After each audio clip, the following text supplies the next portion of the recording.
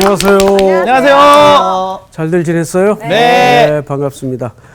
이번 시간에도 또 오셨네? 예, 지난번에 뒷내용이 너무 궁금해서 이번 주도 왔어요. 그치. 맞아. 우리 진짜 모범생 스타일이야. 장광호 학생은 앞으로 정리되는 겁니까? 그거는 아닙니다. 그거는 아닙니다. 빠지지 말아요. 와. 네, 잘 오셨습니다. 자, 오늘 복습이 누굽니까? 네. 가장 전이에요. 불안해 보이는 분이요. 나 불안하지 않아요. 아, 그래요? 수희 학생. 지금 거짓 웃음을 짓고 있는. 워낙 잘하니까. 네. 왜냐면 이게 중간에 끊어져서 복습을 어떻게 해야 되는지가 너무 정리가 안 되는데 그냥 저는 전체적으로 살펴보면은 지난주에 저희가 17장을 들어갔잖아요. 네. 요한계시록에서 17장에서 19장 이 세 장에 걸쳐서 바벨론의 최종 심판에 대한 얘기가 나오는데 왜 갑자기 신약 성서에 갑자기 바벨론 얘기가 나오냐 할 수 있는데 이 당시에 로마 제국이 바벨론처럼 믿는 자들을 엄청 핍박하고 네, 탄압하고 또 정말 세속적인 가치로 이렇게 가고 있는 시대였기 때문에 바벨론의 멸망을 통해서 알게 함으로 인해서 이 당시에 엄청나게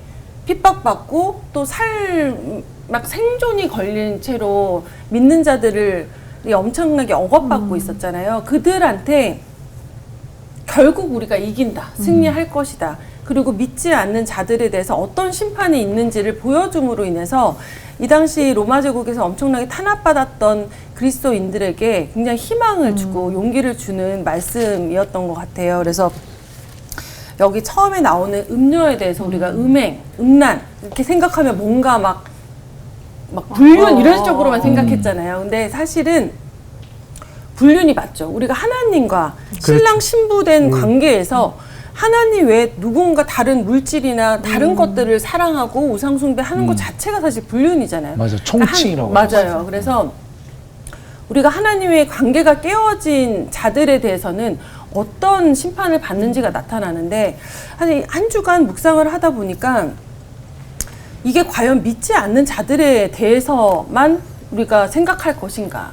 믿는 우리도 하나님과 맞아요. 관계가 매일 매순간 잘 끊어지지 않게 밀접하게 관계가 이어지고 있는가를 좀 다시 돌아보면서 우리가 막 어느 순간 감정적인 은혜 받았다, 막 오늘 눈물 흘리고 이게 아니라 매일 매순간 하나님과의 밀접한 관계를 이어나가기 위해서 우리가 얼마나 애쓰면서 그 사랑을 표현하면서 살아야 되는가에 대해서 좀 생각해 볼 수 있는 한 주였던 것 같습니다. 와.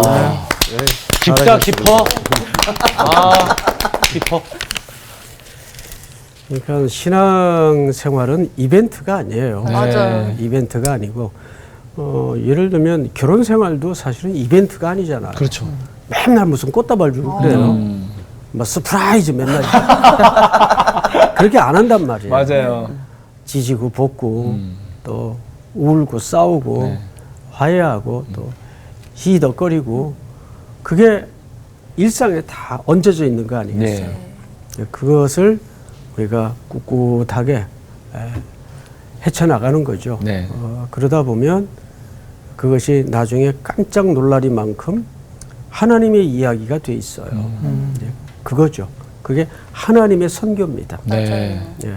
그러니까 하나님은 인간의 역사에 개입하셔서 우리의 이야기를 통해서 그분의 이야기를 만들어 가시는 겁니다. 네. 오늘 수업 요한계시록 53강 큰 음녀의 비밀 2. 자, 그래서 지난주 3절을 하다가 끝냈어요. 아, 네. 저도 했어요. 그 붉은 옷 입은 여자. 네. 동맥 맺은 그 둘은 과연 뭐 근데 큰 기대하지 마세요. 왜냐하면 3절을 제가 다시 한번 읽을게요. 곧 성령으로 나를 데리고 광야로 가죠. 그래서 광야는 어떤 공간이라고 했어요? 원수가 사단이 활동하는 공간 정도로 이해하면 좋을 것 같아요. 근데 거기에서 뭘 봅니다. 여자가 붉은빛 짐승을 탔고 또 4절에 보면 그 여자는 자줏빛과 붉은빛 옷을 입고 자, 옷 색깔이 같아요. 같습니다. 네. 그 유니폼을 입은 거예요. 둘이. 우리는 한 편이야라는 걸 그렇죠. 티내는 거죠. 동맹 관계를 네. 얘기하는 겁니다. 3절을 다시 보시면 그 짐승의 몸에 뭐가 가득해요? 하나님을 하나님을 하나님의 모독하는 이름들. 모독하는 이름들. 네. 자, 생각을 해보세요. 옷이 붉으면 탁 눈에 띄고 그렇죠. 돋보이고 화려한 색깔이잖아요. 네. 지난주 빨간색 입고 오셨는데 네. 맞죠? 네. 네, 잘 기억하고 있어요. 왜냐하면 이 본문을 지난주 읽으면서 되게 기분 나빠갖고 빨간색으로 안 입었어요. 그러셨구나. 근데 뭐 그렇게까지 준비할 건 없고 예, 이제 순진한 발상이죠. 여기서 우리가 생각하는 것은 거기 하나님의 이름을 모독하는 것들로 가득 찼습니다. 네. 또 하나 볼까요? 4절 그 여자는 자줏빛과 붉은빛 옷을 입고 이게 뭘까요? 화려해 보일까요? 누추해 보일까요? 화려해요. 엄청 화려해. 엄청 화려하게 보이죠. 근데 여기에 그 로마 제국 시대의 사람들의 사회적인 통념을 알아야 됩니다. 여기에는 간단한 문제가 아니고 로마 제국에서는 이 화려한 게 권력이에요. 실력이에요. 예. 나 이 정도 산다. 그러니까 이건 엄청난 메시지를 스스로 쌓는 삶의 질서를 얘기합니다. 그러니까 뭐 사실 요즘 마찬가지잖아요.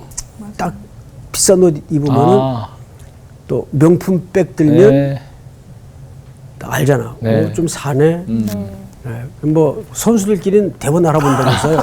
저게 저는 선수가 아니어가지고. 저게 가짜인지 예? 이미테이션인지 안다면서요. 네. 나는 뭐 죽어다 깨어나도 그거 잘 분간을 못 하겠던데 뭐 그렇듯이 이 로마 시대는 사실 부와 사치가 화려함이 그 사람의 사회적 지위를 얘기하던 시대예요. 네. 그래서 여기 세상에 상징적 존재로 등장하는 이 짐승과 여인의 옷 색깔이 굉장히 화려한 색깔로 소개가 됩니다. 근데 저는 이거를 읽으면서 너무 무섭다라고 생각한 게 뭐냐면 붉은색이고 또 뭐 금이랑 이런 것들이 엄청 화려하잖아요. 그러니까 사람들이 거기에 홀려가지고 그 짐승에 뭐가 써 있어요? 하나님을 모독하는 이름이 써 있는 게 딱 눈에 안 들어. 그게 눈에 들어오는 게 아니라 이 화려한 게 너무 눈에 들어와서 이게 뭔지 모르고 그걸 딱 쫓아가겠구나라는 생각이 드는 거예요. 그 자체가 하나님을 모독하는 삶의 행태죠. 사실은. 예. 그러니까 하나님께서 한 시대를 벌하실 때는 네. 제일 먼저 지도자들을 벌하십니다. 어떻게 벌하시느냐? 스가랴에 나오는 이야기인데 지도자들의 귀를 닫게 하고 눈을 못 보게 만들어요. 네. 그럼 뭐가 떨어지죠? 분별력이 떨어져요. 그렇죠. 이게 굉장히 중요한 얘기입니다. 네. 이거는 제가 정치적인 이슈를 얘기하는 게 아니고 성경의 모든 역사가 일정하게 이렇게 흘러갑니다. 먼저 그 나라에 하나님께서 한번 매를 들고 심판하실 때는 제일 먼저 지도자들에게 분별력을 잃게 만들어요. 종교 지도자들 네. 뿐만 아니라 모든 지도자들을 망라하는 얘기입니다. 네. 그러면 지도자들이 분별력을 잃고 이상한 행동을 할 때는 그 과실이 그대로 누구에게 옵니까? 그 지도자 밑에 있는 사람들. 백성들에게 오는 거죠. 예. 백성들에게 오니까 백성들이 힘든 거예요. 예. 그 자체가 재앙이에요, 사실. 하나님은 시대를 벌하실 때 그런 방식을 사용할 수가 있어요. 무슨 말인지 알겠어요? 네. 그래서 우리가 지도자를 위해서도 성경에 보면 기도하라 그랬어요, 안 하라고? 기도해야죠. 기도해야 돼요. 맞습니다. 서로 진영 논리에 빠져서 교회가 앞장서서 총질할 게 아니라 지도자를 위해서 정말 기도할 수 있어야 돼요. 네. 근데 우리는 자기 이념이나 진영이 안 맞으면 비난이 먼저 앞서고 공격이 먼저 앞서지 기도 안 해요. 그건 잘못된 이해입니다. 누구든 기도해야 됩니다. 맞아요. 여기 기독교가 가장 그 가혹했던 로마 제국 아래의 시대는 먼저 이 지도 권력층의 부패와 타락이 세속의 가치에 빠져서 용을 탄 붉은 짐승을 탄 음녀의 모습이었어요.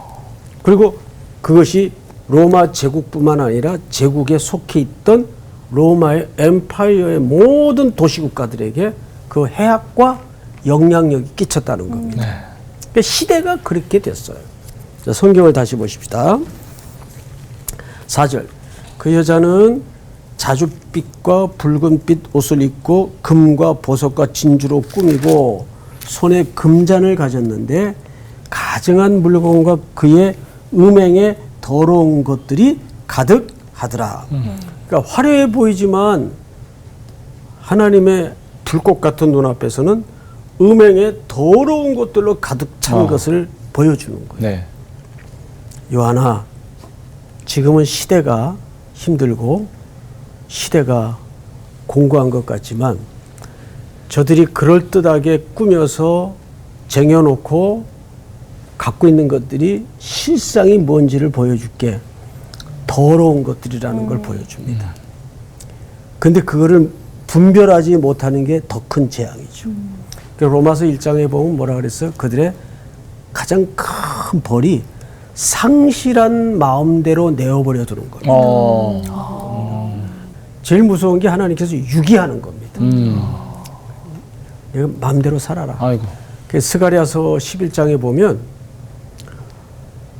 너희가 망하든지 죽든지 서로 물고 뜯든지 난 상관 않겠다. 버린다는 얘기. 진짜 무섭다. 얼마나 슬퍼요. 여러분 스가랴서를 한번 찾아보세요. 11장. 그 좀 반드시 눈으로 확인해야 될 이야기가 있어요. 1절부터 제가 좀 읽겠습니다. 레바논아, 네 문을 열고 불이 네 백향목을 사르게 하라. 여러분, 여기 이스라엘이 아니라 뭐가 나오죠? 네. 레바논. 그럼 뭐가 나와요? 백향목. 그렇죠. 네. 근데 이렇게 이스라엘 지도를 이렇게 쭉 놓고 보면 지중해 있고 네. 여기 이제 이스라엘이 여기 이렇게 사해를 중심으로 요단강이 흐르고 있죠. 네. 레바논이 북쪽입니다. 또 시리아가 이쪽에 얹어져 있고. 그런데 레바논에 무슨 나무가 나오죠? 백향목. 백향목. 백향목 본 적 있어요? 아니요. 안 봤으면 말을 하지 마세요. 엄청 산 높이에 맞아요. 저는 그렇게 고지에? 고지. 코로나 전에 네. 이 시리아에서 내전으로 레바논으로 피난 온 사람이 있어요. 근데 이스라엘하고 레바논은 지금도 사이가 안 좋아요. 예. 그래서 여기 출입 기록이 패스포드 있으면 이스라엘 못 들어가요. 지금도. 그 정도로 사이가 안 좋아요. 근데 시리아 내전으로 여기 산맥이 하나 있는데 산이 있는데 일로 레바논으로 이제 넘어온 난민들이 네. 캠프를 치고 그냥 방치되어 있는 거예요. 예. 그래서 그 아이들을 이제 컨테이너 박스에다가 이제 성경학교를 열어서 섬기러 이제 정기적으로 다니곤 했습니다. 네. 이 일정을 마치고 공항을 가는데 안내하시던 선교사님 한 분이 목사님 아직 시간도 좀 있고 여기 가는 길목인데 레바논 백향목 숲이 있습니다. 거기 꼭 한번 가보시래요. 그러자고. 그래서 이제 중간에 그 주차를 하고 레바논 백향목 숲을 향해서 일행들이 청년들하고 올라갔어요. 네. 레바논 백향목은 이렇게 팔로 잴 수 있는 그런 아름드리가 아니에요. 더 어마어마한 것은 이 나무가 하늘을 향해 치솟았는데 네. 목이 곧은 백성처럼 쭉쭉 솟았어요. 그리고 열매가 하늘을 향해 이렇게 맺어져 있어요. 그래요? 예. 그래서 이스라엘 사람들에게 레바논의 백향목 하면 교만을 상징합니다. 아, 그렇구나. 목이 곧은 백성이여 이런 표현을 쓰죠. 교만을 상징해요. 그런데 거기에 더 참 슬픈 역사가 이 백향목 의미 속에 담아져 있는 것은 솔로몬이 네. 아우 저거를 건축을 할 때 다 백향목. 맞아요. 하나님의 성전 또 자기 궁 집무실 와이프 그 거처 이거 전부 백향목을 찍어다가 이걸 건축을 했어요. 노예들이 얼마나 고생했겠어요. 노예들이 아니라 전부 이스라엘 백성들이 이 부역을 한 거예요. 네. 그 몇만 명씩 이스라엘에서 레바논에 주둔을 하면서 그걸 찍어 날른 거예요. 아. 근데 제가 거기 진짜 올라가 보고 욕이 나오는 게 뭐 욕은 안 했어요. 이제 속으로 욕이 나오는 게 그 레바논이라는 나라가 굉장히 해발이 높습니다. 아. 그 산이 2,000m가 넘어요. 그리고 어마어마한 높이에요. 근데 이 나무를 이스라엘로 나르려면 이거를 지중해 해변까지 끌고 내려와야 돼요. 네. 그리고 여기에서 이제 묶어가지고 배가 아니라 나무 째로 그냥 흘려보내는 거예요. 아? 요빠 항구까지. 와. 자, 그러면 저거 다 누가 하는 거예요? 백성들이 하는 거예요. 네. 생각을 해보세요. 솔로몬이 죽고 나서 르호보암이 아들인데 왕이 되죠. 네. 그때 원로들이 아버지와 정치했던 원로들이 찾아와서 요청이 뭡니까? 좀 받아. 당신에게 모든 걸 충성할 테니까 아버지적 얹었던 그 노역을 좀 제발 감해 주십시오. 자, 편안했다는 얘기일까요? 너무 힘들었다는 너무 얘기일까요? 힘들었다는 얘기. 너무 힘들었다는 네. 얘기. 근데 르호보암이 그 말을 안 들어요. 그래서 결국 그 백성들이 애굽에 망명가 있던 여로보암 기억나시죠? 네. 여로보암을 불러다가 분단국가가. 북이스라엘을 만드는 거예요. 그래서 나라가 쪼개집니다. 그러니까 레바논의 백향목은 이렇게 아름드리 나무가 가득한 숲속에 뭐 이런 낭만적인 사회적 통념이 아니에요. 네. 그러니까 레바논의 백향목하면 이스라엘 백성들에게는 고난. 징그러운 진짜 치가 떨리는. 아픈 역사이기도 하네요. 아픈 정도가 아니죠. 네. 징그러운 네. 개념이에요.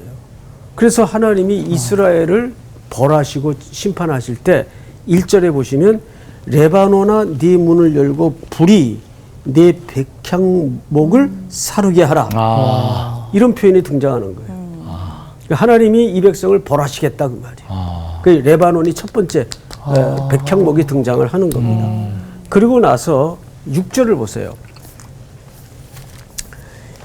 여호와가 말하노라 내가 다시는 이 땅 주민을 불쌍히 여기지 아니하고 그 사람들을 각각 그 이웃의 손과 임금의 손에 넘기리니 그들이 이 땅을 칠지라도 내가 그들의 손에서 건져내지 아니하리라 하시기로. 이건 그냥 버려둔다는 거예요. 네. 그 다음에 쭉 내려가서 9절을 한번 볼까요? 네. 내가 이르되 내가 너희를 먹이지 아니하리라. 죽는 자는 죽는 대로 망하는 자는 망하는 대로 나머지는 서로 살을 먹는 대로 두리라. 그러니까 서로 물고 뜯고 죽어도 그냥 아무 상관 안 하겠다 그 얘기예요. 무슨 말인지 알겠어요? 네. 이걸 육이라 그래요. 육이. 그러니까 제일 무서운 게 사실은 로마서 1장에 나오는 상실한 마음대로 버려두는 거예요. 그게 제일 재앙입니다. 네. 지금 하나님께서 이 바벨론에 해당하는 로마 시대를 그렇게 벌하시겠다는 얘기예요. 자, 다시 본문으로 돌아가서 성경을 좀 보십시다. 17장 5절을 보세요. 5절. 그의 이마에 이름이 기록되었으니 비밀이라 큰 바벨론이라 땅의 음녀들과 가정한 것들의 어미라 하였더라. 이 모든 더럽고 가정한 것들의 어미가 누구란 얘기입니까? 바벨론으로 불리우는 로마 제국이란 말이에요. 네. 그러니까 로마 제국은 세상의 중심이었지 않습니까? 네. 거기에서 발화되고 생성되는 모든 가치가 더럽고 악한 가치인데 이게 온 세상의 전염병처럼 영향력을 주고 있다 그 말이에요. 네. 이 시대가. 네. 그런데 사실 지금도 보면 우리는 서로 선한 영향력을 주고받는 것이 아니라 아주 나쁜 영향력을 서로 주고받으면서 이전투구하고 살아가는 이 세속의 원리가 우리입니다. 뭐 어느 영역에도 마찬가지예요. 뭐 예를 들어서 미국이나 일본이나 또 경제 대국이라고 자칭하는 중국이나 내놓는 정권이 바뀔 때마다 내놓는 정책들을 보면 인류의 공영과 복지를 위한 이타적이고 선의적인 정책이라는 건 하나도 없어요. 전부 어쨌든 명목은 인류를 세상을 이라는 주제를 쓰지만 그 속내를 들여다보면 이게 이익이냐 손해냐 이 논리 외에는 아무것도 없어요. 이 땅의 진정한 키는 그래서 그리스도밖에 없습니다. 아까도 이렇게 살펴보다 말았지만은 스가랴 선지자가 퍼포먼스를 해요. 양떼를 치는데 막대기 둘을 준비합니다. 하나의 막대기가 은총이라는 막대기예요. 네. 근데 또 하나의 막대기가 끝에 보면 연합이라는 막대기예요. 네. 은총과 연합. 얼마나 좋습니까? 네. 근데 이 두 막대기를 다 꺾어버려요. 그러니까 이 은총과 연합이 무너진 겁니다. 은총은 하나님과의 관계를 얘기하는 거고 네. 하나님과의 관계가 무너지니까 연합이 깨질 수밖에 없어요. 네. 그러니까 남유다와 북이스라엘이 서로 물거뜯는 분열이 되는 네. 일들이 결말로 벌어집니다. 이거는 당연한 결말입니다. 그래서 그 글들을 읽어보면 씁쓸하죠. 그러면 하나님께서 정말 이 택한 백성들을 유기하시려는가? 근데 그 안에 그 부러진 두 막대기 사이에 오실 예수 그리스도의 그림을 담아놔요. 그건 뭘 얘기하고 싶은가 하면 그 사이에 목자가 참 목자로 설정된 스가랴가 이런 얘기를 합니다. 내 삭슬 지불해라. 정하라. 그 줘도 되고 안 줘도 된다. 그러면 그 삭슬 정말 원해서 한 말이 아니에요. 주든지 말든지 그건 알아서 해라. 그랬더니 금방 은 30으로 삭슬 정합니다. 그 말은 무슨 얘기냐면 기껏해야 참 목자이신 예수와 하나님을 은 30으로 밖에는 평가하지 않았다는 얘기예요. 옳다구니 하고 은 30으로 책정을 합니다. 그래서 그거를 토기장이 밭에 던지게 하죠.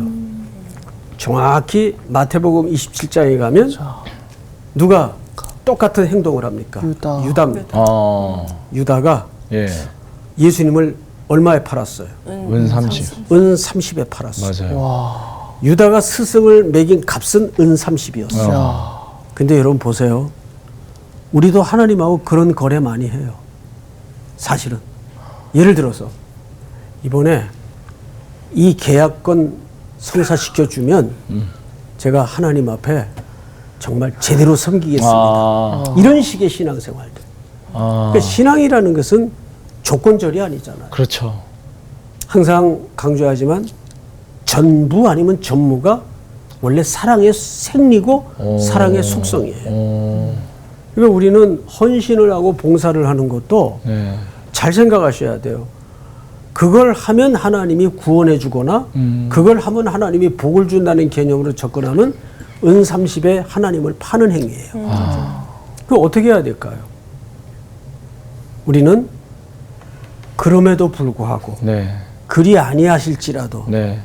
나를 구원하시고 나의 생명이 되어주시고 나의 전부가 되어주시고 내 길이 되어주신 그 하나님 앞에 내게 뭐가 더해져 있던 내 것을 가져가시던 그리스도께 집중하는 삶이 우리가 걸어가야 될 삶 아니겠어요? 네. 제가 그 리브스라는 그 영국의 학자인데 그분이 쓴 글을 읽다가 참 오래 멈춰져 한참 생각을 했던 대목이 있었습니다. 이런 얘기예요, 결국은. 복음도, 선교도, 헌신도 어떤 화려한 신앙의 주제어가 내 주변에 널려져 있다 할지라도 그것이 그리스도와의 사랑의 관계에 기초하지 않으면 아무것도 아니다. 장식품에 불과하다. 네, 정말 그렇거든요. 맞습니다. 내 인생의 기초가 그리스도라는 사랑에 매여 있는 인생인가. 예, 그럴 때 거기서 사랑도 자연히 나오는 것이고 헌신과 봉사도 자연히 따라오는 거지, 이걸 해야만 그러한 조건들이 채워지는 건 아니거든. 그러니까 그리스도를 말하지 않고는 우리 삶이 성립이 안 됩니다. 그분이 나를 위해서 십자가에 어떻게 죽으셨는가? 맞습니다. 왜 죽으셨는가? 맞습니다. 항상 말씀드리잖아요. 이해는 안 되는데 믿어진다고. 근데 이해할 수 없는 신비예요. 자, 이제 진도를 위해서 좀 빨리빨리 나가 보도록 하십시다. 5절을 다시 보시면 그의 이마에 이름이 기록되었으니 비밀이라. 근데 여러분, 그의 이마에 이름이 기록되었는데 비밀이래요. 네, 그 누구한테 비밀일까요? 이거 우리한테 비밀이란 말이 아닙니다. 그들에게 우리는 비밀을 알죠. 여기서 말하는 비밀이라는 것은 손으로 이렇게 감춰 가지고 요 안에 뭐 있게 이런 비밀이 아니에요. 네. 자, 봐라. 그래도 뭔지를 못 못 보는 알아보는 거지. 그런 비밀을 얘기합니다. 아, 그러니까 알 사람이 없도다.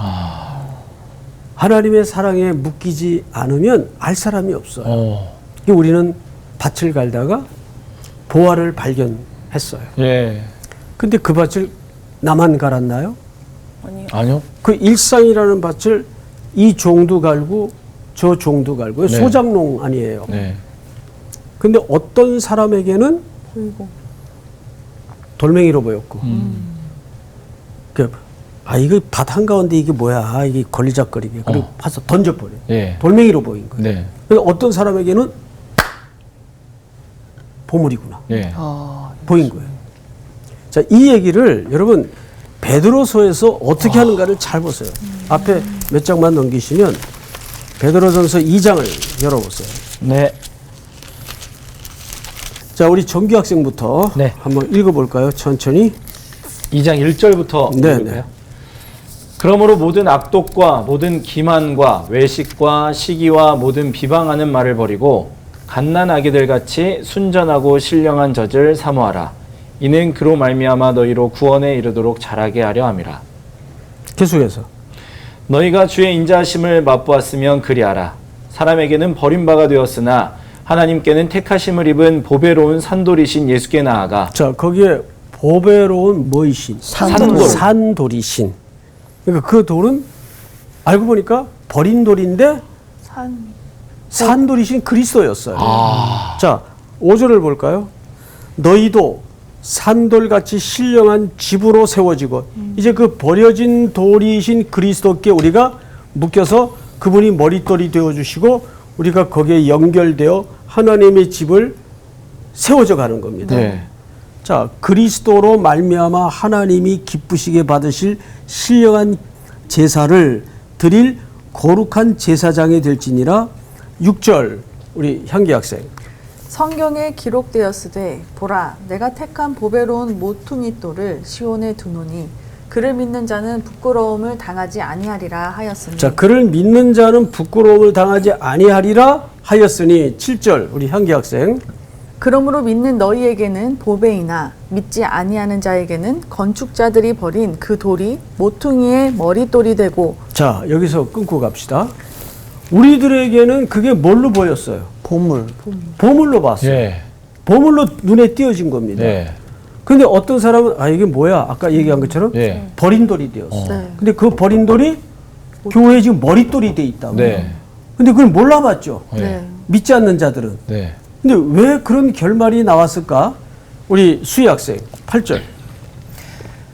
또한 부딪히는 돌과 걸려 넘어지게 하는 바위가 되었다 하였느니라.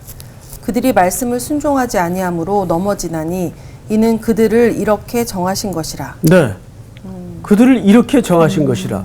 자, 이 성경의 논리 앞에 우리는 나는 무슨 영특하고 IQ가 높고 EQ가 높아서 발견한 게 아니에요. 네. 하나님이 그렇게 정하셨다는 말은 우리가 택한 백성이기 때문에 그 비밀을 알았다는 얘기예요. 근데 자 봐라 해도 못 보여주는 건 그리스도 밖에 있는 사람들이에요. 네. 오늘 계시록이 사실은 그 얘기를 하는 거예요.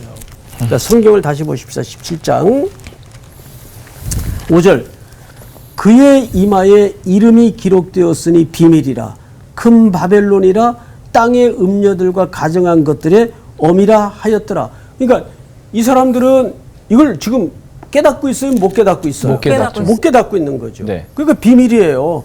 적어도 그들에게는 열리질 않는 거예요. 네. 계속 취해 있는 거예요. 근데 우리는 웬걸 은혜로 그것을 보게 되는 거죠. 안타깝네.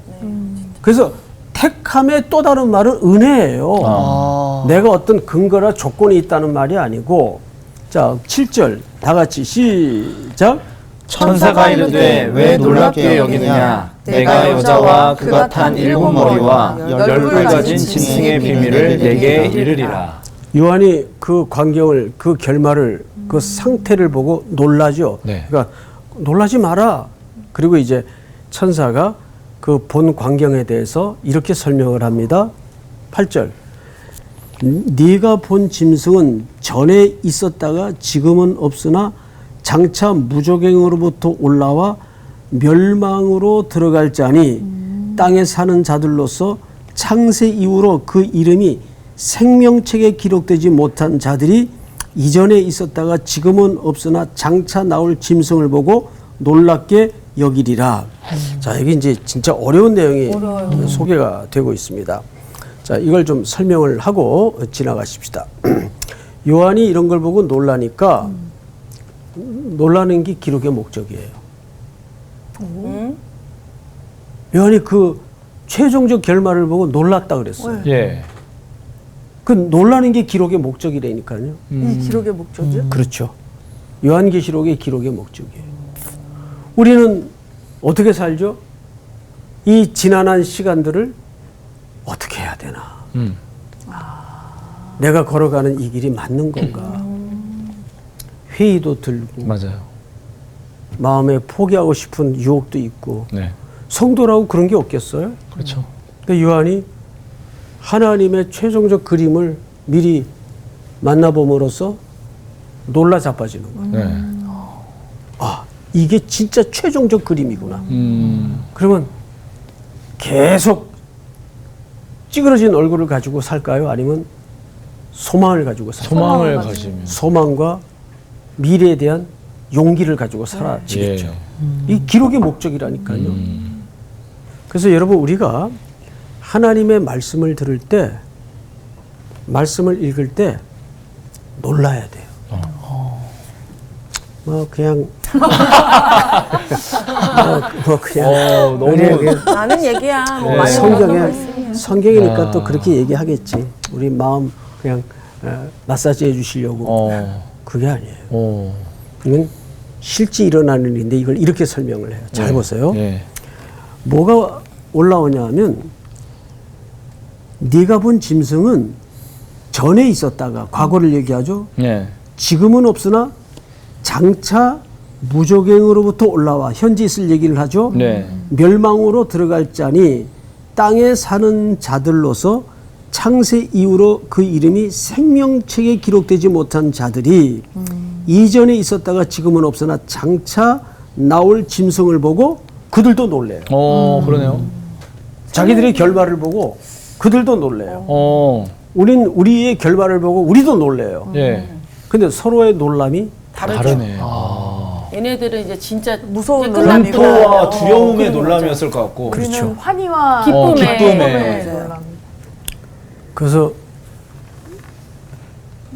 신앙이라는 것은 그 이해를 좀 하셔야 되는데 신앙이라는 것은 하나님과 마주 앉는 겁니다. 신앙이라는 것은, 즉 믿음이라는 것은 예. 항상 하나님을 믿는 게 아니라 예. 물론 믿기도 해야 되겠지만 네. 하나님과 마주 앉는 태도를 믿음이라고 합니다. 어떤 상황에서도. 예. 그러려면 하나님의 모든 내용을 담아낸 성경 앞에 항상 앉아 있어야 돼요. 맞습니다. 네. 성경을 읽다 보면 네. 놀랄 일밖에 없어요. 사실은. 그렇잖아요. 예? 최종적 그림을 미리 보여주시고 예. 흔들리는 오늘을 굳게 견디도록 하나님이 견인해 가시지 않습니까? 네. 그렇듯이 또 볼까요? 9절. 지혜 있는 뜻이 여기 있으니 그 일곱 머리는 여자가 앉은 무슨 산이요? 일곱 산이요. 일곱 산. 자, 여기에서 일곱 이 산을 얘기합니다. 이 말은 로마 도시의 지형을 얘기해요. 로마 도시가 앉은 위치는 저렇게 7개의 봉우리로 구성된 산으로 둘러싼 지형을 그리고 있어요. 일곱 뭐라고 돼 있다고요? 일곱 산. 산이라 이렇게 돼 있어요. 근데 여기서 여자가 뭐예요? 앉아 있어요. 네. 네. 아, 또 다스리네. 그렇죠. 네. 그러니까 앉아 있는 이 음녀에 해당하는 여자가 강력한 영향력을 세속의 영향력을 발산하고 끼치고 있다는 네. 것입니다. 그 역할을 하는 존재가 로마 제국, 일곱 산으로 설명된 로마 제국을 얘기합니다. 이 로마 제국은 오늘 여기서 또 다른 표현으로 바벨론을 또 다른 표현으로 세속 또는 세상. 이거를 지난주 공부한 물에 앉은. 네. 이제 기억나시죠? 네. 그러니까 결국 전체 이야기는 이 세상은 어떤 속성을 닮아 있다. 바벨론의 속성을 닮아 있다. 근데 이제 시간이 벌써 다 됐는데 오늘 아마 이 부분을 못 마칠 것 같은데 이건 워낙 그 수비학 차원에서 그러니까 숫자로 설명되는 문학 방식으로 기록이 되어 있기 때문에 10절부터는 정말 어려운 내용이 나와요. 또 일곱 왕이라 다섯은 망하였고 하나는 있고 다른 하나는 아직 이르지 아니하였으나 이름은 반드시 잠시 동안 머무르리라.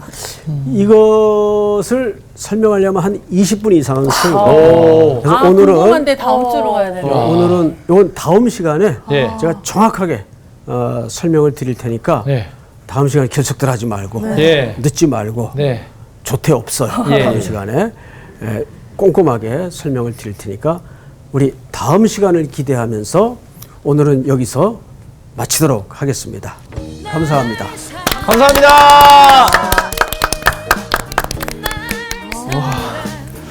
오늘 정말 많은 걸 배웠는데 지금. 제가 근데 가장 이제 기억에 계속 남는 게 하나님과 마주 앉는 거. 신앙생활에 대한 정의를 그렇게 한 번도 내려본 적이 없어요. 맞아요.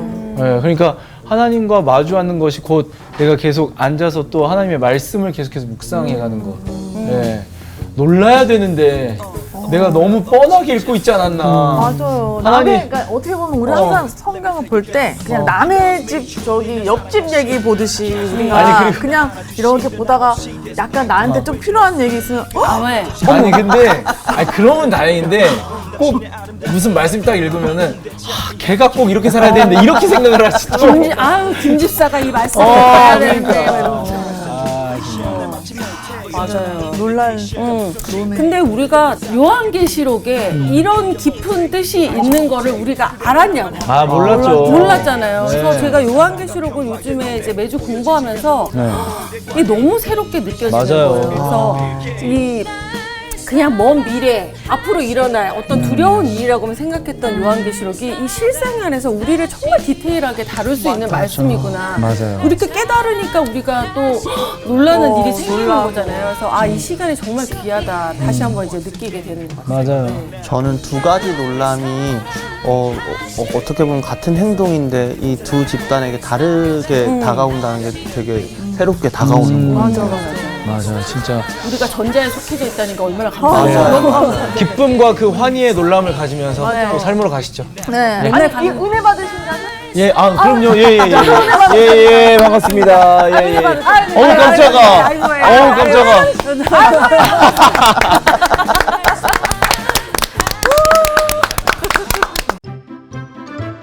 이번 주 퀴즈입니다. 가룟 유다를 대신할 사도로 뽑힌 사람은 누구인가요? 1번 가말리엘, 2번 마띠아, 3번 바사바. 정답을 아시는 분은 CBS 성서학당 홈페이지와 성서학당 카카오 채널을 이용하시면 됩니다. 선정되신 분들에게는 대한성서공회에서 발행한 성경 통독을 위한 최고의 자습서 성경 2.0, 성서학당 선생님들의 저서 중 하나를 드립니다.